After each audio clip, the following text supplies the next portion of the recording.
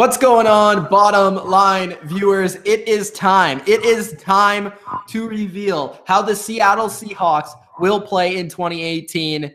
And I'm just going to start it off by saying, Kevole, the Seahawks, the offseason that was in Seattle was a pretty dark place. What do you have to say to Seattle fans? What do you have to say about the Hawks? Why was it a dark place? I mean, you lost everybody, and according to Dylan, you also lost the water boy. So, I mean... I think he signed to a bigger contract somewhere else. Maybe in the same division. I don't know. So what did we lose? Okay, Russell. Okay, I'll give you the players. Richard Sherman, Michael Bennett, Jimmy Graham. Injured and injured. Michael Bennett couldn't catch Blake Bortles. For the whole season? For the whole season? Michael Bennett couldn't catch Blake Bortles. Blake Bortles is fast. Michael Bennett couldn't catch Blake Bortles. I'm just pointing. Okay, Paul Richardson, Cam Chancellor, Cliff Averill, Earl Thomas wants to be a Cowboy. So the big losses on that, in my opinion, are Richard Sherman is a big loss because he's the smartest player in the NFL. He's that guy. He's going to be that guy that's either going to be the lead announcer Monday nights or Sunday nights. He's going to be something significant in the future in the NFL. There's no question about that.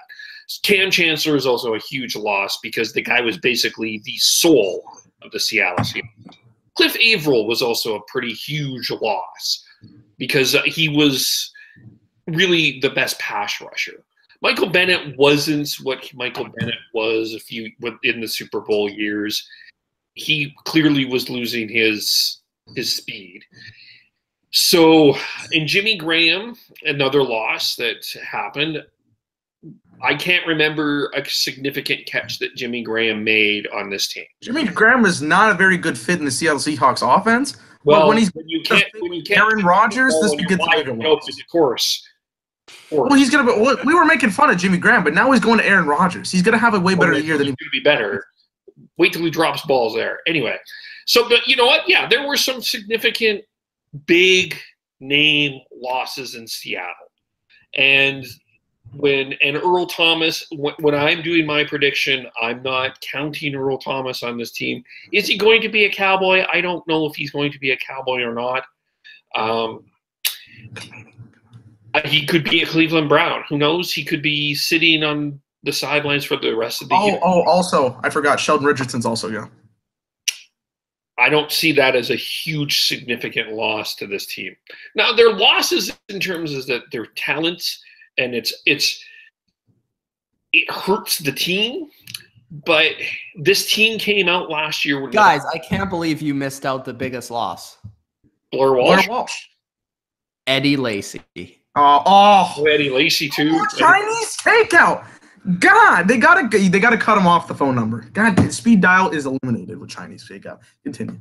Well, and I think Paul Richardson. I wouldn't have paid that money for Paul Richardson. I wouldn't have either. I said it was a terrible signing. That's not a good signing, but that's all that we'll talk about that in the NFC East preview in and of itself. So we are dealing with some pretty significant losses, but we do have some gains here that I think some people are not paying too much attention to that I think are pretty good signings. The signing of Barkevious Mingo, I think that linebacking crew with Wagner, Mingo, I think is a pretty strong linebacking crew. I think overall they've actually improved their offensive line. I think they'll have Dwayne Brown for the whole year. They'll have DJ Fluker, I think, is an underrated signing, but I think he'll be good. Ethan Pochek will be good. I think the offensive line will be better. I think the other things that we didn't talk about that were significant, I think the switch from Darrell Bevell to Brian Schottenheimer is a good thing. I think he's going to bring back the running game. I think the switch from Tom Cable to Mike Solar is going to be a good thing too, bringing in a different offensive line scheme. I think the difference between Chris Richard and Ken Norton will also be an improvement because I think Chris Richard will bring back some of that fist pumping that I do think that the Seattle Seahawks have lost. I think Shaq Griffin is an underrated cornerback. I think Bradley McDougall is a very defendable safety. I think we'll have to see what Delano Hill is going to be. My big concerns on this team And I also think the combination of Chris Carson, and Rashard Penny, I think will be a very dependable running game for the Seahawks. Certainly better than whatever they had last year. I think that's a good combination. Where I'm ultimately concerned about with the Seahawks, and of course, I think that they have a top flight quarterback in Russell Wilson. I think he's one of the best quarterbacks in the league. That's just my personal opinion. I think that the weaknesses on the team are the defensive line. I think relying on a guy like Deion Jordan and Frank Clark, I think is a weakness. Jordan is coming back from a pretty significant injury, so expecting a lot from him is a lot to expect. And I love Doug Baldwin, but I don't like what's around him. I'm not entirely sold on a guy like Tyler Lockett.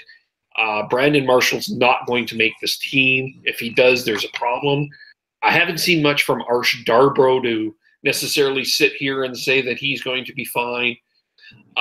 Nick Vanette will be an interesting signing. Ed Dixon, I think, is great for blocking, but he's not a pass-catching receiver. So all in all, when I look at the Seattle Seahawks, I know that there's a lot of teams, a lot of people out there that have them as one of the worst teams in the league and losing over 10 games. I don't see 10 losses. I see this team as an 8-8 team. Are they going to make the playoffs? I do not have them in the playoffs, but I don't think that this team is as bad as a lot of the experts are putting out there. I see this team as an 8-8 team. I think when you look at this, I understand at surface you saw the loss of Michael Bennett, and I still don't know if he's going to make the Eagles, and there's a lot of names lost, and people are like, whoa, this team is in a disaster. I think this team is about as good as what they ended up last year, which may be a little worse. But they went up 9-7. This is an 8-8 team, second place in the NFC West. Not making the playoffs. Did you think I had him in the playoffs? I did, and I was going to play this infamous clip here. Actually, you know what? I'm just going to play it for funsies. Okay, I had to play my famous laugh. You know? Was that when he said that Doug Baldwin is better than Julio? I did. No, that was the I think he said the Seattle Seahawks were going to make the playoffs. It was something with the Seahawks. I know it was. I don't know. It was Seahawks were a team to be threatened with because it was like 3 or 4 weeks left, and if they made the playoffs, they were going to be a threat. That's what it was. They would have been at that time. Nah, they wouldn't have. Okay, you want me to play it again? You want to play it again? Okay. Anyways, well, I'm excited to reveal my record here. I'm just going to start off with it. Kev, I did put in the Twitter that I had the Seattle Seahawks set at 6-10. I had 6-10, 6-10. They're going to go 5-11. 5-11. I have one game worse than I actually predicted because I looked in the schedule and I thought, yeah, 5-11. 5-11. Now, but I think their ceiling is 8-8. I feel like if they play their cards right, everything goes to plan. 8-8 will go the way they go. But I'm thinking worst case scenario for this team. Let's look at the team, shall we? Russell Wilson, great QB. He had to lead this team in a circus to 9-7. I mean, had to put the team on a rocket boost. He had more yards than any quarterback ever for the percentage of yards for one player on a team. The Seahawks were one of If that made sense. Yes, it did. The Seahawks were one of 2 teams last year to not have a running back rush for 100 yards or more. And in fact, I think almost that's why you relieved Darrell Bevel and Tom Cable of their jobs. Well, I'm talking, this is a full team evaluation. It's not just the running backs and situations. It's good that they got more people. But still, one of 2 teams not to have that. Now, they did get Rashard Penny. I still think it was a huge reach to get him in the first round. Could have got him in the third, personally. But he's still going to be a good running back. I like the talent. Chris Carson, one of those guys that I like in the league. Receiving. Do they have a receiver that has hands and can catch the football besides Doug Baldwin? I don't think they do. Brandon Marshall played dog shit last year. Like you said, should not make the team. Tyler Lockett is a decent receiver, but I have never seen Russell Wilson go, I'm going to target him more than 4 times a game. He's going to have to in 20. I've never seen Tyler Lockett run a pattern that wasn't straight. Exactly. This is also a thing that me and Mitch are talking about. Do they run routes? in Seattle? I don't know if they do. I guess they have a new offensive coordinator, so we'll see if they do. What I do remember from Schottenheimer is with Mark Sanchez, they called the slant play almost every third down. I can guarantee you that Santonio Holmes was going to catch at least 3 slant patterns on 3rd and 8 against my Patriots. Guaranteed. And he almost caught all of them. Number 2 is Jaron Brown. I mean, come on. David Moore, Marcus Johnson. There's not a lot of talent there. Offensive line, Dwayne Brown, I like. I'm not really sold on the rest of the guys except for DJ Fluker. I actually like DJ Fluker a lot as well. Going defensively, I mean, there's just so many losses to look for. Barkevius Mingo coming from Indianapolis. I like him. I still have questions, but I do like him. In this position, upgrade from what they had. Yeah, he is an upgrade. I don't know. We'll see out of him. We'll see Shaquem Griffin this year. That'll be interesting. We'll see some guys come over here this year and make some plays because we know the defense lost a lot of players. They still have 2 really tremendous players in Bobby Wagner and Earl Thomas. 2 guys you got to. Do they have Earl Thomas? Earl Thomas is not. Earl Thomas is holding out. I can't count. I'm sorry. Well, you're right. Physically, the body of Earl Thomas will play football there. Mentally, he's ready to come up to the Lone Star. Okay. Well, actually, I don't know if this is big off season, but they removed his picture from everywhere near the Seahawks stadium. Ooh, that's a little thingy. He doesn't want to be there. He doesn't want to be there. Anyways, in terms of this defense, I feel like it's going to be depleted. I don't think it's going to be as strong. And with the mindset of Earl Thomas. How good was this defense last year? This defense was 15th last year. So how good were they? They were 15th last year. Well, though, I honestly think they could be near the, in the bottom 10. Using bottom 10. That's just my opinion. They don't have Earl Thomas. I would agree. If they don't have the correct mindset for Earl Thomas to be great, and like I said, Bobby Wagner's still great also. It's a great middle linebacker. But 2 out of 11 players is not going to make this team amazing. If you don't throw to the left side of the football field, you will be fine in that case, okay? If you're the offensive team going against the Seahawks. Offensively, I'm just not 100% sold, and Russell Wilson can carry a pack of wolves to a desert because he's already done that last year, but he cannot lead this team to the playoffs. 8-8 is my ceiling. I've got him at 5-11 because I feel like this team is realizing, hey, I think the Pete Carroll days will be done after this year. I feel like they realize that we need to regroup, process what we got going through in this organization, realize that there's 2 really good teams coming up in this division that are taking over. The Seahawks-Cardinal days are over.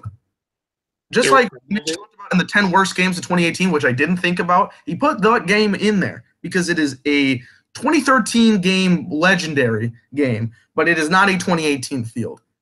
That's one I'm going to go with. Put it in there. Good call, Dylan. Go off of because I feel like there's 2 great teams, well, at least one great team because I already talked about the Rams. So one team I got very close to getting into that spotlight in the 49ers that are going to take this division by a stranglehold and take down the 2 teams that are below them. And I just don't see that there's a lot of good things for them. And I'm looking at their schedule. There's some pretty hard games to go off of. It's kind of sketchy. Okay, yeah, this is where I'm going to interrupt you. I'm looking at their schedule, and quite honestly, Kev, I can't tell you that they're more talented than one team they play on this entire schedule. I mean, look at the roster you got to play. I think at least 3 or 4 teams. I think that they're more talented than. They might be more talented than the Cardinals. They are more talented than the Cardinals. And they might be more talented than the Lions. They are more talented than the Bears. No. No. Oh, no. Even as a non-Bears guy like Mitch, no. I just don't. To me, I don't see this team as that much different than last year. And that last year's team struggled in a lot of different areas. There's things that they're going to be marginally better at. But ultimately, they're not a playoff team. I'm not saying that they are. But I don't think that this is the worst team in the league. I don't think that this is a team that's worse than the Arizona Cardinals. I don't think that this is a 10-loss team. I think that this is an 8. Well, you also put them ahead of the 49ers. And I just don't see that. Than the 40, I think depth-wise, they are better right now than the 49ers. That I cannot believe that. Well, that's fine. We've seen what Russell Wilson's capable Can I give you my opinion, guys? No? Oh, We got to argue. No, go ahead. Guiding Mitch on this. Okay. Well, I have the Seahawks at 6-10. All right. That's my original. Okay. Okay. This is out of respect for number 3. My biggest question with the Seahawks, you guys have pretty much covered everything. My biggest question with the Seahawks is, has the message of Pete Carroll run out? Is it still alive? If it's still alive, then this team still has hope to move forward in the future, and maybe this is a transitional year where they can pick up the pieces and become a good football team in the next couple of seasons with Pete Carroll there.